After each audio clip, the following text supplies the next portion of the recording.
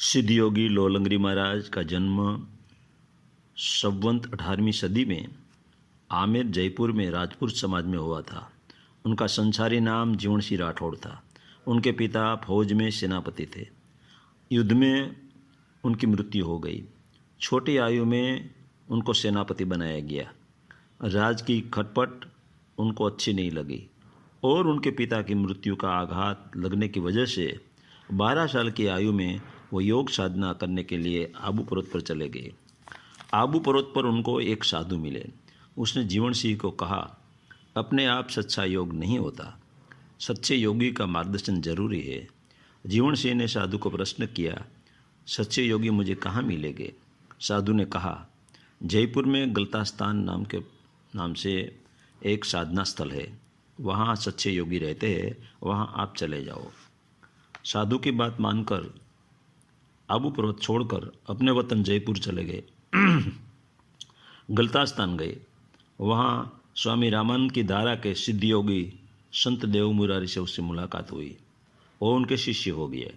सिद्ध योगी देव मुरारी के दूसरे शिष्य संत मलुकदास थे। यह गलतास्थान बहुत अद्भुत स्थान है।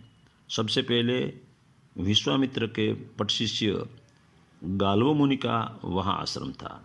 गाल्व मुनि के नाम से यह स्थान का नाम गलता स्थान हुआ। यह स्थान पर सिद्ध गोरखनाथ की धारा के साधुओं ने भी योग साधना की। इसके बाद स्वामी रामानंद के प्रथम शिष्य अनंतानंद के शिष्य कृष्णदास जी यानी कि पियाहारी बाबा ने वहाँ एक गुफा में ध्यान साधना की। सिद्ध पियाहारी बाबा के शिष्य स्वामी अग्रदास देवासा वाले और उनके शिष्य त्यागी तन तुलसीदास के शिष्य हुए संत देव मुरारी और देव मुरारी महाराज के शिष्य हुए संत लोहलंगरी महाराज।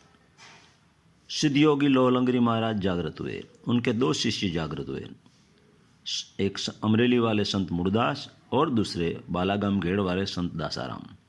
गुरु आदेश से राजकोट जिला के गोंडल शहर में गोंडली नदी के किनारे डेरा जमा कर बैठ गए। वो अपनी कमर पर लोखंड की कोपिन पहनते थे, इसलिए उनका नाम लोहलंगरी महाराज हो गया। लोहलंगरी महाराज पतंजलि योग में माहिर थे। संत दासाराम जूनागढ़ जिला तहसील केसौद के बालागाम घेड़ में हुए। वो उनके शिष्य थे। गुरु शिष्य संवाद में पतंजलि योग का सार अपने शिष्य दासाराम को दिया था। शिष्य दासाराम का पहला प्रश्न, गुरुजी काया का कितना प्रकार है और काया से पर कैसे जाया जाता है?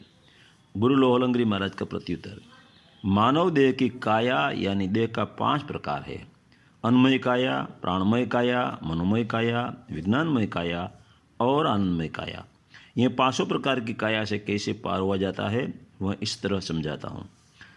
अन्नमय काया जागृतिपूर्वक सात्विक आहार लेने से, प्राणमय काया प्राणायाम की योगिक क्रिया करने से, मनोमय काया अहम सोहम या राम ऐसे कोई बीज मंत्र की साधना करने से, और विज्ञानमय काया सच्चे संतों के सत्संग से, और आनंदमय काया वर्तमान में बोधपूर्वक आकाश रूप रहने से। यह 5 काया से पर हुआ जाता है। शिष्य दासाराम ने दूसरा प्रश्न किया, गुरुजी प्राण, जीव, जीवात्मा, आत्मा और परमात्मा में भेद क्या है, वह समझाइए। गुरु लोहलंगरी महाराज ने इस तरह प्रत्युत्तर दिया, शिष्य एक ही चैतन्य को योगियों ने अलग अलग नाम दिया है। चेतना जब अन्नमय कोश और प्राणमय कोश के साथ होती है तब उसे प्राण कहते हैं। चेतना जब मनोमय कोश के साथ होती है तब उसे जीव कहते हैं। चेतना जब विज्ञानमय कोश के साथ होती है तब उसे जीवात्मा कहते हैं। चेतना जब आनंदमय कोश के साथ होती है तब आत्मा कहते हैं। और चेतना जब यह 5 कोशों से पार हो जाती है तब उसे परमात्मा कहते हैं। संत दासाराम ने गुरु से तीसरा प्रश्न किया, जीव को भीतर सुख शांति नहीं है, इसके लिए कौन सा योग करे? गुरु लोहलंगरी महाराज ने शिष्य को प्रत्युत्तर देते हुए कहा, सबसे पहले सिद्ध योगी का सत्संग और सानिध्य जरूर है। सिद्ध योगी देह प्राण भाव के शुद्धिकरण के लिए जो योगिक क्रियाएं कहे वो करनी चाहिए। अपने अहंकार को गुरु के चरणों में रखना चाहिए। जीव कहाँ भटक रहा है उसे देखना चाहिए। अच्छे या बुरे भावों को तटस्थ होकर देखना चाहिए। जीव में जितनी वासना महत्वाकांक्षा होगी इसी मात्रा में जीव को चिंता होगी। विचार भाव और श्वास को तटस्थ भाव से देखने से भीतर अपने आप शांति हो जाएगी। दूसरे अर्थ में उसे राजयोग कहते हैं। संत दासाराम ने गुरु को चौथा प्रश्न किया, गुरुजी गुण कितने हैं और उनकी कामगिरी कैसी है? गुरुजी लोहलंगरी महाराज का प्रत्युत्तर इस प्रकार है। शिष्य गुण के 3 प्रकार है, तमोगुण, रजोगुण और सत्वगुण। ये तीनों गुण से प्राणी मात्र का संचालन होता है। शरीर को निंद्रा और आराम तमोगुण की वजह से होती है। जीव को जागृत अवस्था में लाकर दौड़ा दौड़ी करने की कामगिरी रजोगुण की है और जीव को अपने स्वरूप की ओर आनंद की ओर ले जाने की कामगिरी सत्वगुण की होती है। सत्वगुण के सहयोग के बिना आत्मज्ञान की यात्रा कोरी कल्पना है। सात्विक आहार का इसीलिए तो विशेष महत्व है। संत दासाराम ने गुरु को 5वां प्रश्न किया, गुरुजी चारित्र और शील में क्या तफावत है, क्या फर्क है? गुरु लोहलंगरी महाराज का प्रत्युत्तर, शिष्य चरित्र समाज उपयोगी है, बाहर से उसे आरोपित कर सकते हैं, उसी से नीति नियम कहते हैं। बहुत से साधु चरित्रवान आपको मिल जाएंगे, उसे ही तुम धर्मगुरु समझो। चरित्रवान साधु का कोई भरोसा के पात्र नहीं है। चरित्रवान साधु अंदर बाहर जुदे अलग होते हैं। शीलवंत साधु अलग ही बात है, वह समाधि को उपलब्ध होते हैं, वह स्थित प्रज्ञ होते हैं, अंदर बाहर एक होते हैं। शीलवंत साधु को ही दंडवत प्रणाम करना चाहिए, चरित्रवान साधु को नहीं, उनको सिर्फ नमस्कार कीजिए। संत दासाराम ने गुरु को 6वां प्रश्न किया, गुरुजी निंद्रा और समाधि में क्या फर्क है? गुरु लोहलंगरी महाराज ने शिष्य को प्रत्युत्तर दिया, निंद्रा में चित्त शांत हो जाता है, समाधि में भी चित्त शांत हो जाता है। निंद्रा में कोई भी चिंता नहीं होती, समाधि में भी कोई प्रकार की चिंता नहीं होती। निंद्रा प्रकृति की ओर से प्राणी मात्र को बिना प्रयास से मिली है।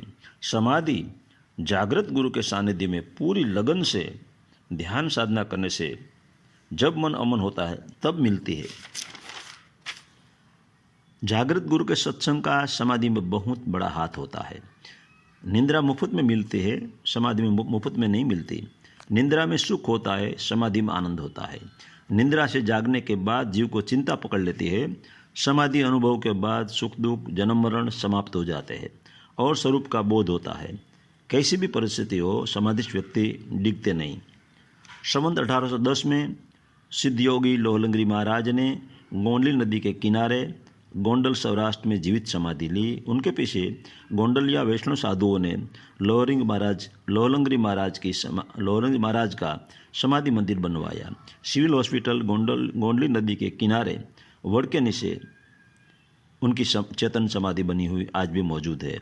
सिद्धयोगी लोहलंगरी महाराज के अमरेली वाले संत मुरदास की एक वाणी यहाँ गाकर बात पूर्ण करता हूँ।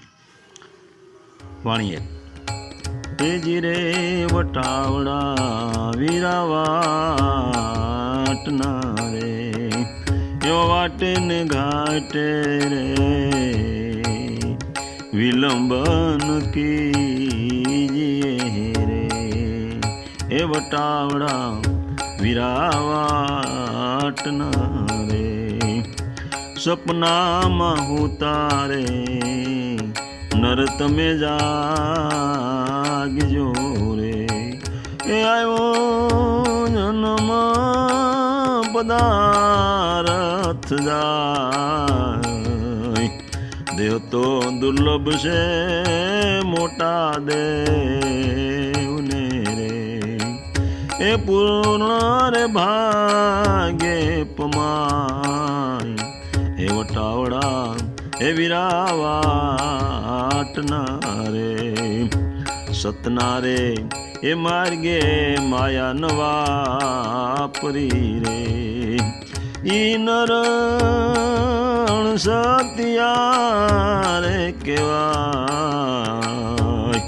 काया ने माया ने मिथ्या करी जान जो रे, अहंगर्यून आवे रे साथ, हे वटावड़ा हे वीरावाटना रे, सरोवर तरोवर पंडे परमारथी रे, इन खपे तेरे वेड़ी ने खाय, नदी न रे हंगरे નિરપોતાતણું રે એ નિર્જાયર મારે સમાય એ વટાવડા વિરાવાટના રે પોતે તો એ પોડ્યા રે પ્રાગવડને એ પાંદડે રે પંખીડા વસે રે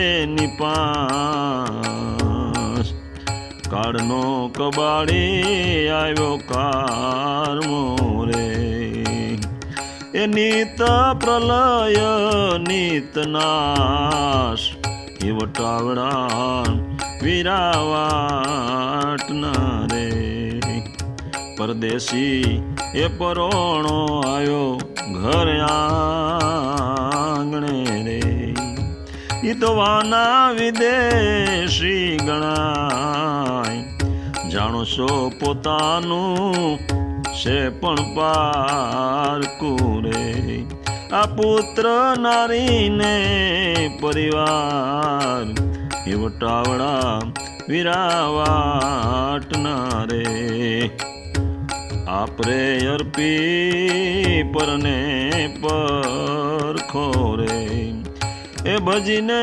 લીજો રે શ્રી ભગવાન આત્મા પરમાત્મા એક કરી જાણજો રે એ ભાઈ દયા રે સમૂહ રે નય દાન એ વટાવડા વિરાવાટના રે સંસારી પૂતો રે માયાના ઘેનમાં એને અન્ય માયાની રયાશ શબ્દોને સાંભળીને હરિજન હે જાગજો રે એમ મહારાજ કહે મૂળદાસ એ વટાવડા એ વાટના રે એ વાટે ને એ ઘાટે રે વિલંબન